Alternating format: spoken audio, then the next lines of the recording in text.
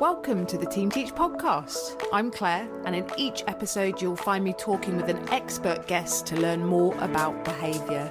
We squeeze a lot into each episode. You'll listen to the latest thinking in behaviour, continue your professional development with our book recommendation, and then I'll send you away with 3 practical tips you can use in your setting. I'm joined today by Nancy Hooper. Nancy has worked in the field of behaviour support for over 25 years across a wide range of services for children, young people and adults. Nancy provides direct support and strategies as a behaviour specialist, training staff across services and organisations internationally in improving care and cultures through consultancy, training and coaching. And today, Nancy and I are talking about building a positive culture in your setting. Enjoy the episode. Hi, Nancy. How are you? I'm good, thank you. How are you? I'm very well. I've managed to petrify Nancy just by randomly hitting record when she wasn't ready, but you pulled through. It was all good. Thank you so much for your time of coming onto the Team Teach podcast. We are talking about building positive cultures in organisations. So a really interesting, quite a meaty topic actually for the length of time that we've got. I just wanted to start off by asking you what you wish you knew then that you know now about the topic. I think professionally, and I'll talk about this a little bit more in a few minutes, but I think I wish I'd known then the impact of people's experiences and how they impact on a workplace culture. So the more positive experiences staff members have, the better a workplace culture is. The impact is so knock-on. And I think the other thing is understanding that having boundaries in place can be a really positive thing to have at work, and being open and honest and transparent with those boundaries. Yeah, because you think that's something that comes with experiences. So I suppose like leaders or individuals that might manage other people in organisations, I think early on it can be quite difficult, can't it, to maintain those boundaries or even establish those boundaries, because I guess we want to be liked, or there's a human desire to be liked, but it's harder than that, isn't it? It's trying to make sure that we have those things so everyone is within that boundary. I think you're right. I think we all want to have a sense of belonging, don't we? Wherever we, whether it's work, at home, with friends, and when you come to work, you want to be part of the culture that's there. You want to be part of something because that's human nature. But I think it's about making sure that it's a positive culture and that we don't just feed into a negative culture, which then has a negative impact on the people, that we're providing care and support to. On training, we talk about, I go into services and I'll train staff in making sure that we provide really, really good experiences for the people that we care for, whether that's children, young people or adults. Because if those people that we care for and provide support to have a really positive experience, their feelings are much more positive. And if we bring it back to behaviour, we see the behaviours that we want to encourage and promote and support. And we tend to take the focus off staff, and it should be exactly the same thing, because people are people. We all behave in different ways. So if we can do that with staff as well, and we promote positive experiences for staff, that promotes positive feelings, and the behaviour of staff, it can be really positive as well. It's really interesting that you say that, because I think the ability to have a reflective element on a Team Teach course, or in fact really any course that that staff might access through training, it's so important. But when we're talking about behaviour, it always focuses on the individuals that we care for or the individuals we support. And actually there is often a lack of the mirror back, isn't there, to how are we looking after our staff? I know later on today, actually, I'm recording another episode with Holly Edwards, who is a supervisor in education. And it's quite rare, isn't it, in education to have supervision offered in quite challenging settings. I think I'm already going off piste, Nancy, aren't I? But no, I don't think you are, actually. I think supervision is a huge element in maintaining positive cultures.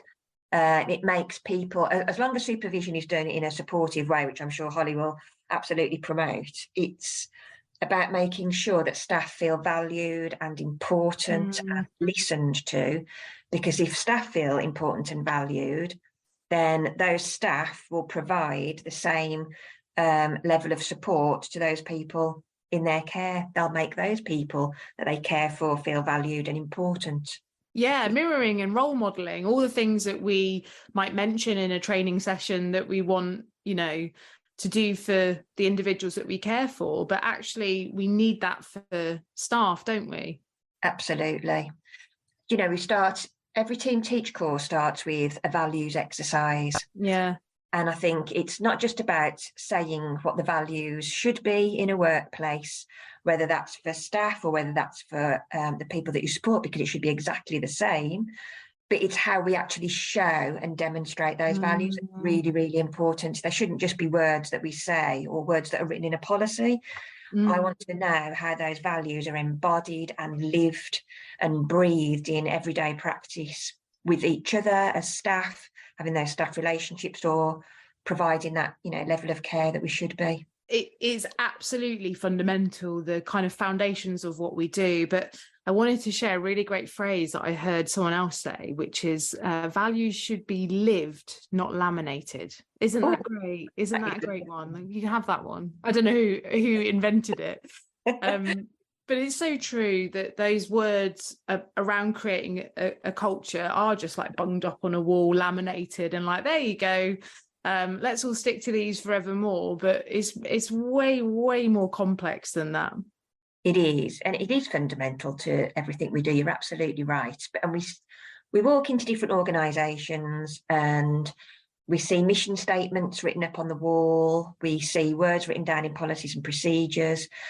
But it's really, really important that people in the workplace understand what the purpose of that mission statement is, what the purpose of what those values are, because they're fundamental to the why, aren't they? We talk about the why at Team Teach because that shapes everything that we do. And that's with regards to each other in every shape and form. It is the why we're doing it, coming back to values, but thinking about building those positive cultures. I know that many organizations now, even at point of interview and interviewing people, actually do values-based exercises, values-based question, even at that interview stage, which I think is really interesting because you're already trying to build that positive culture. So you get the people coming in that already share that kind of ideal, I guess. But how else? So that's one thing I'm thinking of that I've come across. I think that's maybe in the last 5 years or so, I'd say that's become more common, that certainly when I was interviewing in my service, we definitely didn't have values-based questions. It was like, anyone come in, please. We're so short-staffed, which is probably... That takes us back to what I'd wish I'd known then to what I know now. Absolutely. At point of interview or onboarding people, values should be the major part of that process. You can teach people skills, you can help and support people in establishing new strategies and new skills, but values need to be innate with all of us, don't they? They've got to be the basis of everything. Yeah, that we live and breathe, and that we instill in the individuals that we support, so we're role modeling those things. But I just wanted to bring us back to how we build those cultures. So I've talked about interview processes. I think that's a really important aspect, but how else can settings start building that positive culture? I think you need to have very open, honest and transparent communication channels. I think we have to make sure that everybody has a voice and is heard. Different perspectives should be welcomed. I think really good leadership that allows those things to happen can really impact on a positive workplace culture.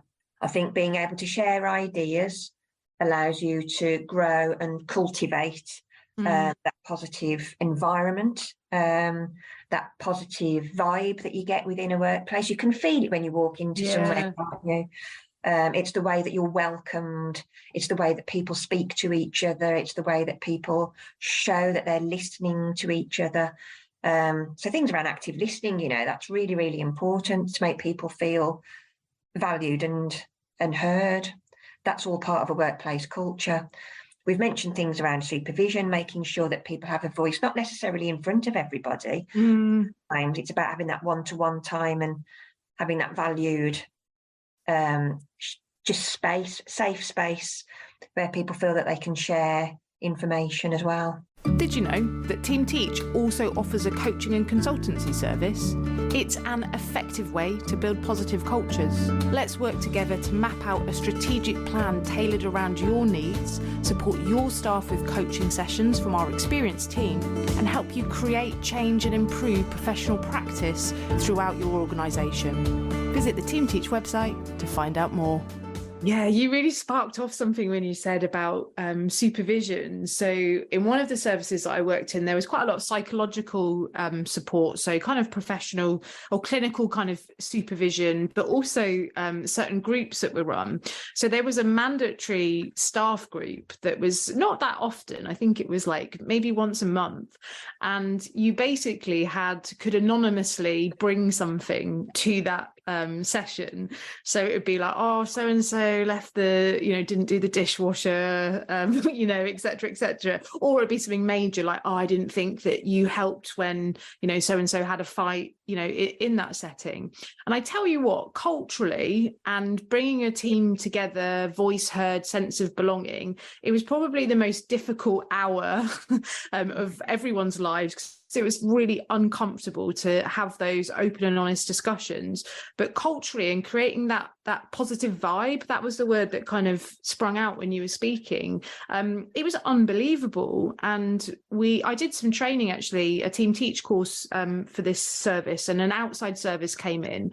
And the outside service thought that this team had known each other for like 15, 20 years. But a lot of those were quite new staff, maybe a year or so. But they through this kind of open and honest forum had really made that vibe, to use your word. I think it's how it's set up as well, isn't it? Whether it works well or not. Yeah. I think you have to be honest and open and transparent, but still in a very respectful, professional way. It's not about blaming or shouting or trying to get away with something. It's about learning, isn't it? It's a learning experience and how to improve.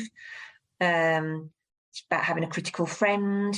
Sometimes, I would happily welcome, as long as it's done in a respectful way, someone letting me know how I came across within an interaction with somebody.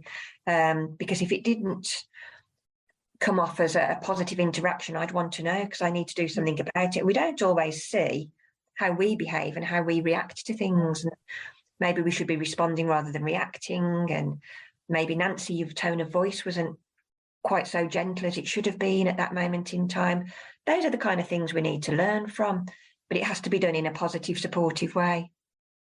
I think it does. And going back to how staff are recruited and whether we get a handle on what kind of values someone has coming into an organisation, that will be received in different ways. And we can end up in organisations with individuals or staff members that have very fixed mindsets, and those fixed mindsets don't allow for those conversations, and it's kind of stone meeting stone.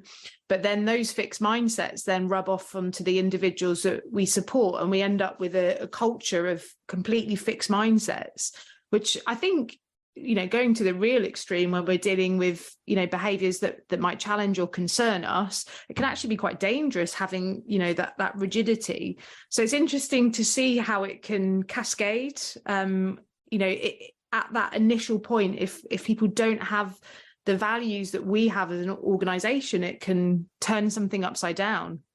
Well, you've just triggered something in my mind there. We're talking about those behaviours that we might find a little bit concerning. If they're coming from the staff team, then that's even more concerning, isn't it? Because the impact that has on the people that we provide a service to, that care and support, that's just not going to be a positive experience for the people that we care for when we're worrying about the behaviours of the staff. I think what can really help is encouraging employee recognition. So really, really picking out on a regular basis those small things that have worked really, really well. We don't have to, give an award out. We don't have to have employee of the week, month, a day, but it is about actually noticing those small things that staff do really well, that really promote positive interactions, and acknowledging that, because if staff don't feel acknowledged or recognised when something's going well, then that doesn't make that person feel very good either. And we need to keep staff motivated. We want to promote what works well as a staff team. Yeah, those moments are lovely. I know this wasn't a service that I supported or did any work in, but I think I remember reading somewhere about a head teacher that just left loads of really nice post-it notes for all of her staff about the things that had gone well that term, just dotted around. And it's small things like that, that acknowledgement can be so well received. I guess on the flip side of that, and the risk of recognition, and you made a flippant comment about random awards and things, that it can come across as patronizing to a staff team, and it's finding that balance of acknowledgement.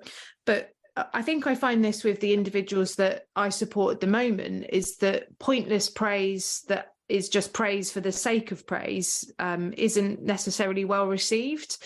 And I suppose we flip that onto our staff as well, don't we? That we don't want to just do like pointless praise, very specific for the things that genuinely are working out well.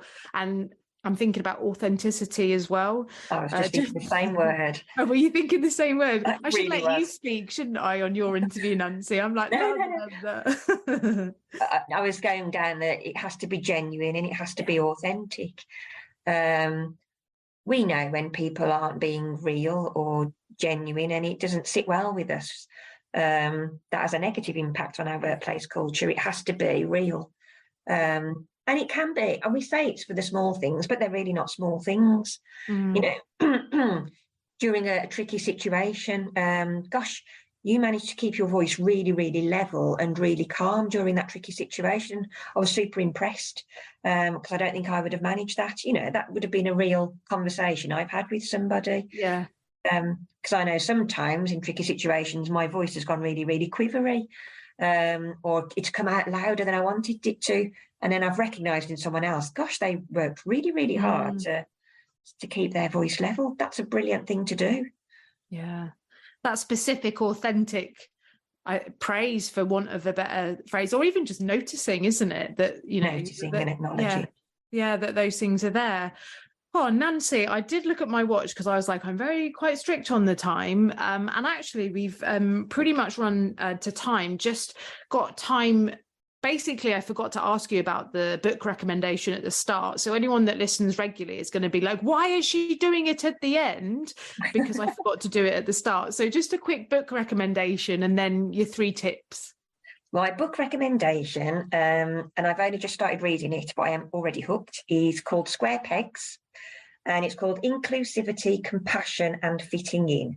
It's actually a guide for schools, but it can be adapted to absolutely anybody. So genuinely, as someone that's worked across health and social care as well as education, this book is just, it's really beautifully written, and it's taking into account the opinions and the thoughts and the feelings of those that we care for and support.